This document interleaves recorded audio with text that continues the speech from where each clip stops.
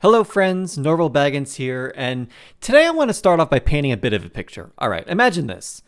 You're hanging out with a good friend of yours, maybe you guys are talking about the latest movies, the latest TV shows, and inevitably the conversation comes to Star Wars because let's face it, who doesn't love a little Star Wars? Is Star Wars the one with the little wizard boy? So you guys are talking about maybe a new movie that came out or the latest season of The Mandalorian or something like that.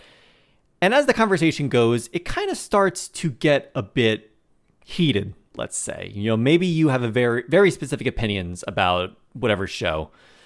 You don't agree with the way that they portrayed this thing, or you don't think that this part coheres properly with the way the lore has been established. That's not how the Force works. And your friend from the other perspective he's more of a casual fan. And maybe doesn't necessarily see kind of all the ways that the lore coheres and why that thing that you mentioned may kind of be out of step with the rest of canon or something like that. And before long, you guys are in a bit of an argument now. You're a little blue in the face, and eventually your friend says, "Whoa, look man, calm down." And, well, like a rational human being, you respond in the only way possible. I don't want to calm down. Don't tell me to calm down. And you continue to argue. But then after that, your friend stops you again, and he's like, "Look, man, you're getting a little too upset about this. This Star Wars, it's for children. There's no reason that you should be getting so angry about things that are happening in a movie about space wizards for children," right? We've all heard this objection before. Star Wars is just a movie about space wizards for children, so there's no reason to get so concerned with the minutia of the lore or be so critical of this plot inconsistency or that plot inconsistency. And that's what I want to talk about today. Now, before I get deeper into this topic, I do want to address an overarching phenomena, which I think produces many of these Star Wars for children statements. And that, of course, being the infamous internet troll. We see this a lot. Some Star Wars movie will come out and something will have happened. It'll be some plot line or something or character arcs that people don't agree with. So they'll take the internet to blast the people responsible. They'll go after people like Rian Johnson or Kelly Marie Tran, who played Rose Tico in The Last Jedi, or, Ahmed Best, who played Jar Jar Binks, or Jake Lloyd, who's Anakin Skywalker in The Phantom Menace. And, they'll take these criticisms to, X, formerly known as Twitter, or, well, I guess Phantom Menace came out in 1999. So back then they would have to make sure their mom was off the phone, then log into the dial-up internet, wait a couple of minutes, and then get on their AOL email or AIM or something, maybe send them a message on MySpace. I don't know, I never had a MySpace account, but I assume that's something you were able to do back then. But be that as it may, whatever option is open to them, there's people who will go out and act in a way that they would never even think of acting in real life because they have that anonymity. They're not looking at that person face to face, and they believe they can just kind of say anything. And calling that out, I'm 100% on board with that. We shouldn't act that way. We should remember all the same, decorum and all the same manners that we bring to our real life interactions. We should bring those to our online interactions. As hard as that is, I know, I've been on the internet for years, just like the rest of us. All of us have that inner Redditor who want to come out and just put somebody on blast, but we shouldn't act that way. And, if we do fall into that, people should call us out, and we should have that accountability. And if you find yourself falling into that, that temptation to be awful to somebody on the internet, I will just leave you with the words of the great philosopher Michael Jordan. Stop it. Get some help. Okay, I just want to get that out of the way right here at the outset. Now, that being said, this criticism that Star Wars is just for children, it's just a movie about space wizards for children, I still see this accusation kind of levied, even when the person who they're talking to isn't trying to harass somebody or act in bad faith. The person who they're criticizing commonly does, I think, have a good faith take on why they feel like Star Wars is not going as well as it used to, or is kind of losing the plot of what it means to be Star Wars, or any other manner of criticisms you could have. But then I see this accusation leveled against them as if that doesn't matter. We don't need to worry about that because it's for children. And the question I want to ask today is that fair? Is Star Wars for children? And whether or not it is or it isn't, does that affect being passionate and desiring quality Star Wars content. All right, so that's what we're going to cover today. Now, I want to tackle that first question first. Is Star Wars for children? You see this claim leveled all the time in different arguments and disagreements, and the thing that most people point to is that George Lucas himself said Star Wars is for 12-year-olds. It's a film for 12-year-olds. So, case in point right there, right? No more need for discussion? Well, not quite. I want to play a bit of a clip from Star Wars Celebration in 2017 where George Lucas is talking with Warwick Davis, who played Wicket the Ewok in Return of the Jedi. He's talking with Warwick Davis about Star Wars, and Warwick Davis is asking him some questions. And George Lucas says his infamous Star Wars is for 12-year-old quotes, but I want to give you some of the extra context here because I think what he has to say is extremely interesting. The idea was simply to do a high adventure film that I loved when I was a kid with meaningful psychological themes. And, I don't know what I felt. It was like a really cockamamie idea. So I did that. But again, seeing the film tonight and seeing it when we were shooting in various places after the first one, seeing all the kids, it's hard for people to realize, and I'm not supposed to say this, and I wasn't supposed to say it then, but, it's a film for 12-year-olds.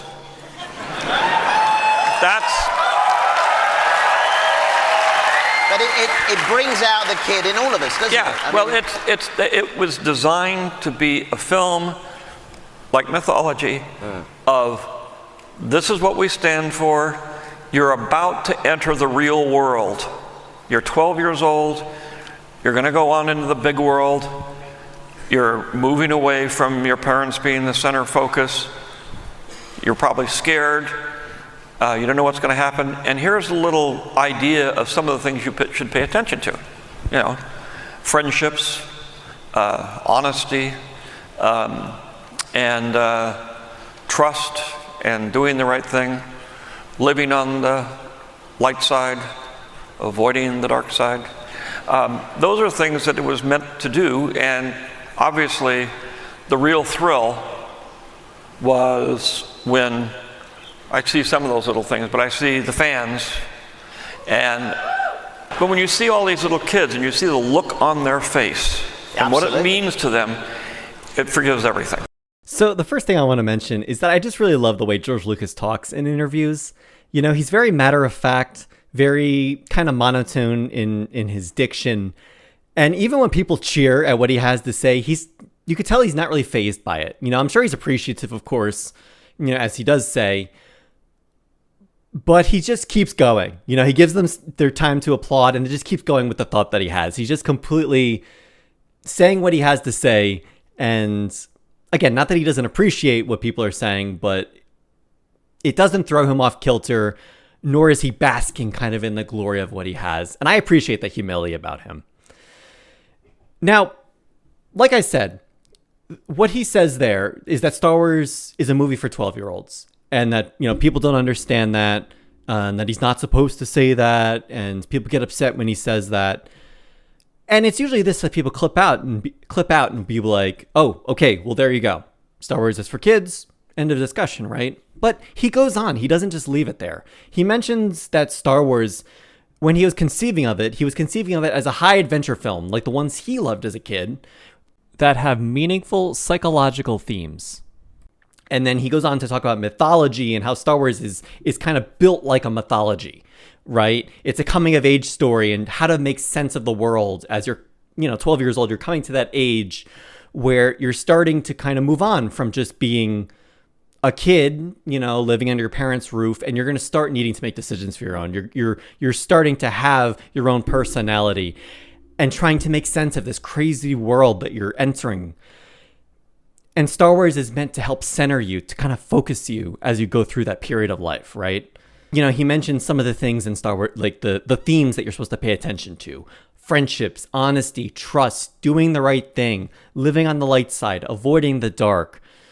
Those pre-teenage years where you're trying to figure things out, where you're trying to figure out where you're going, the world's going to pull you in a million different directions because it's a bit overstimulating. It's just how much you're suddenly aware of, and you have a great hunger just for everything. To have those types of virtues inculcated in you, especially at a young age like that, that is extremely important to help form you as a good, virtuous person, right?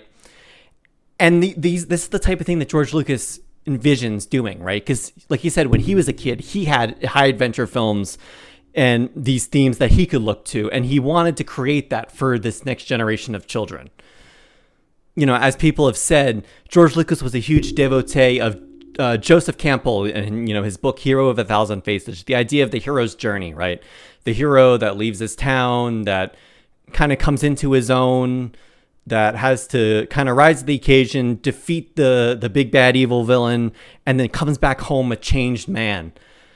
That is at its essence, that is that coming of age story. That is that learning to live and fight adversity and be a hero amidst that, right? That is the essence of Star Wars, and also kind of also the essence of how we need to approach life, right? We're going to be the underdog, and it's through that perseverance, it's through that grit and determination and inculcating those virtues that's going to get you to overcome the issues that you run into in life, right? Okay, so case closed, right? Star Wars is for kids. As we've said, the end of story. Tap, tap, tap. Case ended. Well, see, not quite, right?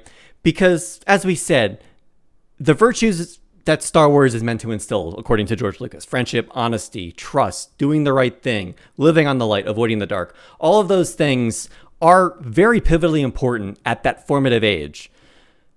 But they don't cease to be important as soon as you grow up. As soon as you become 18, move out on your own, register to vote, you can, you know, join the army. At age 21, you're allowed to drink now. You don't suddenly not need to be virtuous anymore. You know, friendships are sudden. It's not like friendships, but subtly unimportant. Honesty isn't something we can just give up at this point. So I would argue that on one hand, we can say that, yes, Star Wars is for kids because those values are important to teach kids. But those values are also important for all of us. And going forward into life, and every day is an opportunity to put those into practice. And to drive this point home, I want to bring another famous person into the discussion, that being the British author JRR Tolkien, who I'm sure you recognize as the author of the Lord of the Rings series. Now, this idea of heroism and virtue and mythology and those types of things were something that was always very important to Tolkien. I mean, if you've ever read Lord of the Rings, you know exactly what I'm talking about. That story is filled with heroes struggling against evil, triumphing despite the odds, largely because of the great virtue that the characters have. I'm thinking Aragorn, you know, Frodo, Samwise Gamgee, the hero Samwise Gamgee. You've left out one of the chief characters, Samwise the Brave. I want to hear more about Sam. Gandalf, basically any of the Fellowship, even Boromir, after he falls and comes back, in his death, he is a changed man in that way. I have failed you all. No, Boromir. You fought bravely. You have kept your honor. Now, specifically, I want to talk about Tolkien and an essay that he wrote called On Fairy Stories. Now, you may have heard of it. It's an absolutely fantastic read. If you haven't read it, I would highly recommend it. I'm going to leave a link in the description for where you can find it. Now, just for a bit of background, On Fairy Stories came from a lecture that Tolkien gave at St. Andrews University in Scotland. The name of the lecture series was called the Andrew Lang Lectures, and this was named for an alumnus of the college named Andrew Lang, who lived from 1844 to 1912.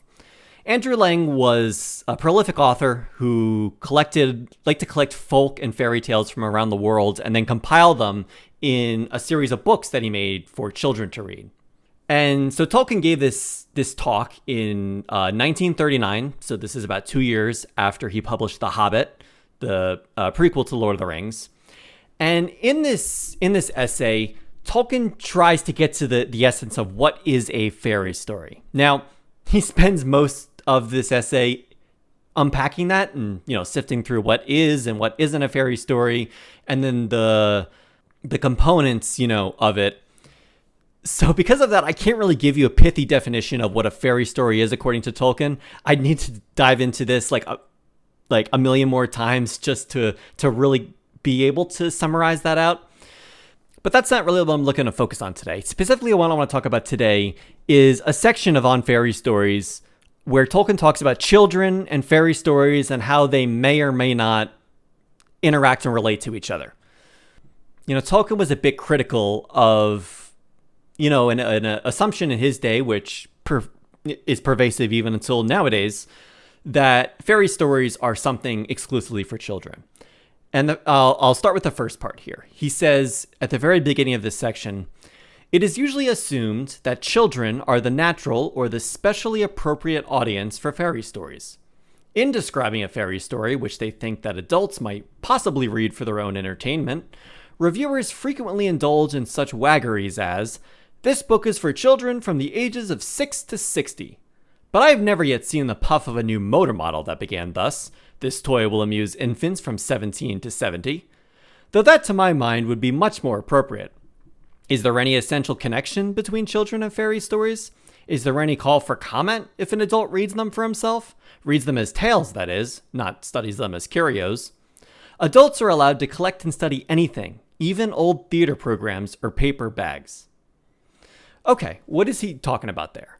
So Tolkien is criticizing the idea, as we said, that fairy stories are something that we should look at as just the domain of children. He throws in that little bit, right, about this book is for children from ages to 60. I'm reminded of, the Christmas song, right, that has that line, children from 1 to 92, as if when you turn 93, you're not a child anymore by that reckoning. But he's kind of poking fun at the idea, right, that if an adult's engaging with something that's, quote, for children, that they're doing that out of some kind of nostalgia or, not something serious, that it's something that we're kind of, winking and poking a bit fun at, right? And then he points out, well, we wouldn't say that about a car. We wouldn't say this toy amuses infants from 17 to 70 in kind of that cute little way. Yet with fairy stories, we tend to do this. We tend to think them as the exclusive domain for children. Tolkien goes on. "I think this is an error, at best an error of false sentiment, and one that is therefore most often made by those who, for whatever private reason, such as childlessness, tend to think of children as a special kind of creature, almost a different race, rather than as normal, if immature, members of a particular family and of the human family at large." I find that interesting because I think that's also something that we tend to do in our society nowadays. We tend to almost kind of treat children as something other in a way, right? As if, the wonder of a child or the things that children enjoy are something that you just grow out of. And there's some nuance there that I'll get to in a bit. But the idea that there's something intrinsically different about children, well, they're smaller, they're younger, they understand the world not as well as the rest of us do. That is true. They have a long way to go before they'll be able to, be adults or be able to have the responsibilities of an adult. You wouldn't put a 7-year-old behind the wheel of a car because he's not old enough, he's not developed enough to properly and safely, operate that piece of machinery out in the open road, right? We wouldn't put a difficult test or a difficult book of astrophysics in front of a child and say, figure this out. No, we'd start with some sort of simple math with the expectation that they develop into understanding the deeper thing. And I guess just kind of one note, because Tolkien kind of does call out childlessness, people who don't have children, as he's making his point. And I don't think he's trying to say that to, shame anybody if they don't have kids or say that they're doing something wrong or they have a deficiency in their understanding. I think he's just trying to, rightly point out that if you're not necessarily exposed to children a lot, you might not necessarily pick up on this nuance. And to you, children might be something a little more other, just because you're not familiar with them, innocently speaking. That's nothing wrong with you. It's just kind of a matter of a consequence that might come out of that. I think that's all he's trying to say there. Tolkien goes on. Now, I was one of the children whom Andrew Lang was addressing. I was born at about the same time as the Green Fairy book. the children for whom he seemed to think that fairy stories were the equivalent of the adult novel, and of whom he said, their taste remains like the taste of their naked ancestors thousands of years ago, and they seem to like fairy tales better than history, poetry, geography, or arithmetic. But do we really know much about these naked ancestors except they were certainly not naked? Our fairy stories, however old certain elements in them may be, are certainly not the same as theirs. Yet if it is assumed that we have fairy stories because they did, then probably we have history, geography, poetry, and arithmetic, because they liked these things too, as far as they could get them, and insofar as they had yet separated the many branches of their general interest in everything. So as Tolkien continues unpacking his idea here, he brings Andrew Lang into the discussion, right? The man whose fairy tale books, Tolkien was familiar with as a child, who these lectures that he was speaking out was named for. And Andrew Lang, there's a quote from him in part of what Tolkien said. So Andrew Lang's idea seems to be that, like how children, according to him, might enjoy fairy stories more than, say more mature things like a math or a science or a history or something. It's similar to how our, quote, naked ancestors were also kind of more into fairy stories than they were into history, poetry, geography, all of that. But as Tolkien, I think, rightly points out, that doesn't quite cohere well enough to be true.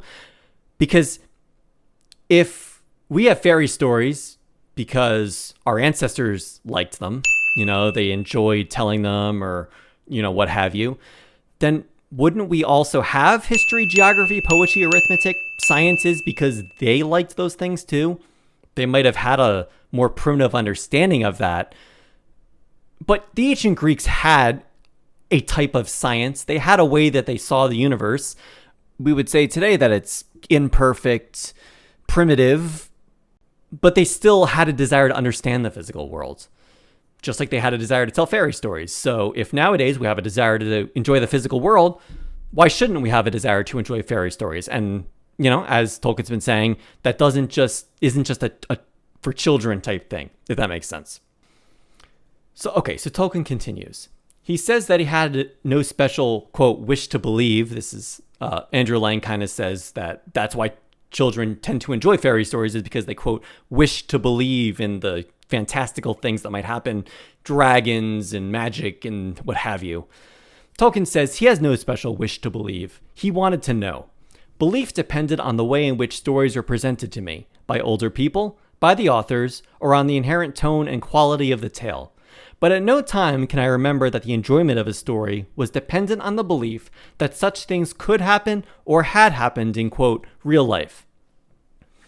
I think this is very interesting because, again, your mileage might vary on this. We always talk about, children and their imaginations. And hey, when I was a kid, I loved my Harry Potter. I loved my Star Wars, Indiana Jones. I like to make believe, right, that I was in those worlds, or, I was able to kind of interact in that. And again, it's being a child, and it's fantastic.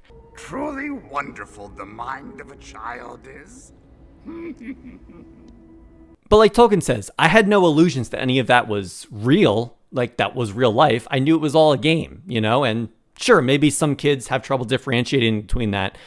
But as they grow, as they learn, they gain enough of an understanding to be able to separate fact from fiction, right? Again, properly ordered, that's the way it should be. Your mileage may vary. People are different. But as you grow, you learn to kind of differentiate those things. And the child doesn't really necessarily want to just live in a world where, dragons and magic and all that exist, as awesome as that would be. The child does have that desire to learn and know, and they want to know, is the story I'm reading, is this fiction or is this something real? Are you reading me nonfiction? Like, they have that intuitive curiosity. I mean, hey, if any of you have been around children long enough, you know how curious they can be. They're always hungry for information, hungry to learn more. And Tolkien finishes with the line, their books, like their clothes, should allow for growth, and their books, at any rate, should encourage it. Now, that's interesting, because when I read that reminds me a lot of George Lucas, and what he was saying about Star Wars, being for 12-year-olds and teaching kids about heroism and how to kind of be an adult in the world. Because, yeah, at the end of the day, that is kind of what we want from a fairy story. It should call the person, child or not, to be better, to grow as a person. That is the whole point of the endeavor. You've got to do better, Senator. And I think this is where we can kind of join what we're talking about. Bring Star Wars into what Tolkien's saying here. Because, and again, this is my opinion. I think Star Wars is in many ways the fairy story as Tolkien would understand it. I mean, I can't speak for Tolkien. I can't make an infallible declaration that that's what Tolkien would have believed. But the essence of what Star Wars is, and, George Lucas talking about how, he's inspired by the mythologies. And, as we know, George Lucas has read his Greek mythologies. Learn your Greek mythology like, I don't know, George Lucas did. He understands those types of stories.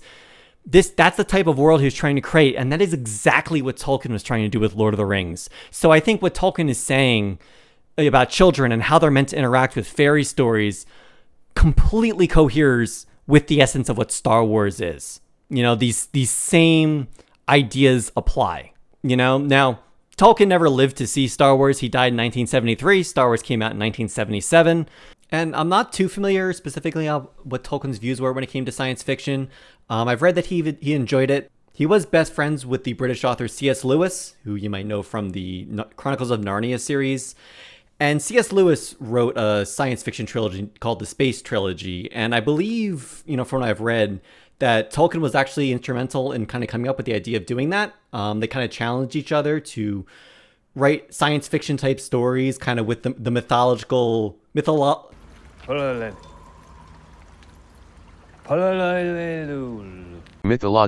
That's the one. Mythological themes that they both enjoyed, as we've discussed up to this point.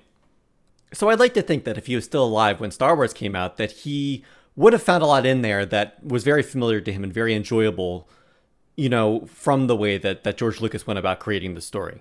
In many ways, Star Wars is a lot more of a fantasy than it is a sci-fi, despite the fact that it takes place in space. It has a lot of the bones and the meat of a fantasy story. Okay, so where does all of this leave us? The original question we had, is Star Wars for children? And if so or if not, what does that mean? Does that matter? Does that mean that we can enjoy it? I think the answer to the first, I'm perfectly okay with saying, yeah, Star Wars is, I think, for children. It is meant to inculcate certain virtues in them. It's a coming of age story to show them how to kind of enter the world and shows them the types of things they should stand up for and live for. And that's a great thing. Now, does that mean that we can just throw it aside and say, oh, it doesn't matter, or it's not really important if it's done well? Absolutely not. Because, kind of siphoning off is just for children and stopping the discussion there. Like Tolkien says, we can't do that because there's something about those types of stories that are important for children, but at the same time, there's something kind of ingrained in that we all can enjoy and that we all should be able to interact with. And we all need those virtues. It's not something that's just for kids. Even a lot of adults. I mean, I know even myself, I struggle to do what the right thing is sometimes. I do not do the good that I want, but I do the evil that I do not want. Sometimes it's just easier to do what's wrong. And again, maybe that's not something big like helping a Sith Lord to overthrow the galaxy or blowing up a planet full of innocent people. But maybe it's just that you have a penchant for lying. It's just easier to lie sometimes. Maybe you're a bit of a gossip and the things that you say might harm another person's reputation. Maybe you have a problem with anger and you just get very angry and frustrated with the people around you.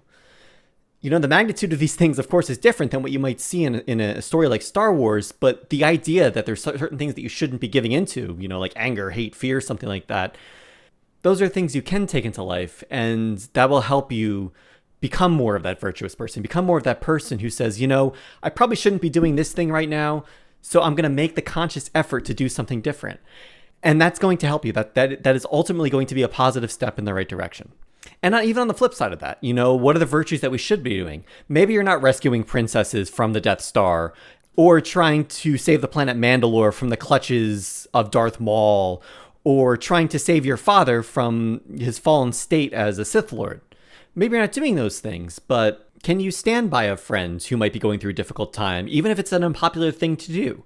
Can you make the decision to say, hey, you know what, this thing's really frustrating me, but I'm not going to get angry about it because it ultimately isn't a big deal. Those things might not be the easiest thing to do sometimes. And depending on who you are in your situation, that might be the heroic thing that you can do. That might be the thing that takes great courage and fortitude. That might be your hero moment. And these are the types of things that we should do. And films like Star Wars, even again, when it's not necessarily a one-to-one comparison, you can extrapolate that out and then apply that to life. And no matter who you are, child, adult, that can help you going forward.